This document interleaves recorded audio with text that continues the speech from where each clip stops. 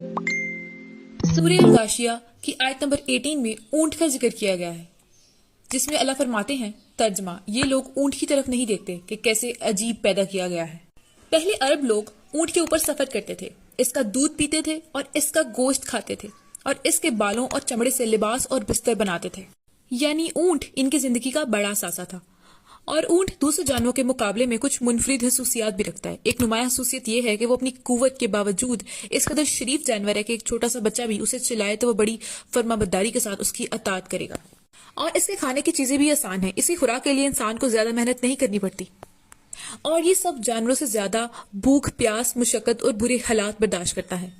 ऊंट वो वाहिद जानवर है जो कांटेदार पौधे खाता है, जैसे कि कैक्टस, और ये कुछ खाए बगैर 8 दिन तक जिंदा रह सकता है और कुछ पिए बगैर 2 हफ्ते तक जिंदा रह सकता है। और ये 10 मिनट के अंदर 130 लीटर पानी पी सकता है। ऊंट के जिस्म पर लंबे बाल उसको शदीद सर्दी और शदीद गर्मी दोनों में बचाते हैं, इसीलिए ऊंट 50 डिग्री सेंटीग्रेड तक की गर्मी आराम से बर्दाश्त कर लेता है। और नबी सल्लल्लाहु अलैहि वसल्लम ने फरमाया कि ऊंटनी के दूध में बहुत सी बीमारियों के लिए शिफा है।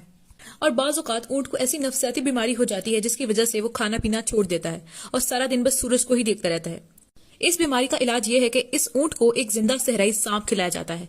वो सांप जब इसके मेदे में पहुंचता है तो इस ऊंट को बेहद प्यास लगती है और उसे खूब पानी पिलाया जाता है, क्योंकि इसके मेदे में बहुत ज्यादा गर्मी पैदा हो जाती है और इससे इसकी आंखों में बहुत ज्यादा पानी निकलने लगता है, जिसके बाद ये अपनी नॉर्मल हालत में वापस आ जाता है।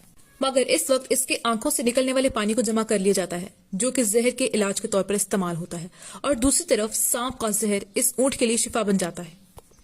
और क्योंकि सहरा में लकड़ियां नहीं होती, इसीलिए ऊंट का गोबर ही सहरा में आग जलाने के लिए काम आता है और इसकी हड्डियां भी मुख्तलिफ चीजें बनाने में इस्तेमाल होती हैं। और सबसे हैरानकुन बात यह है कि कैमल पानी में भी तैर सकता है।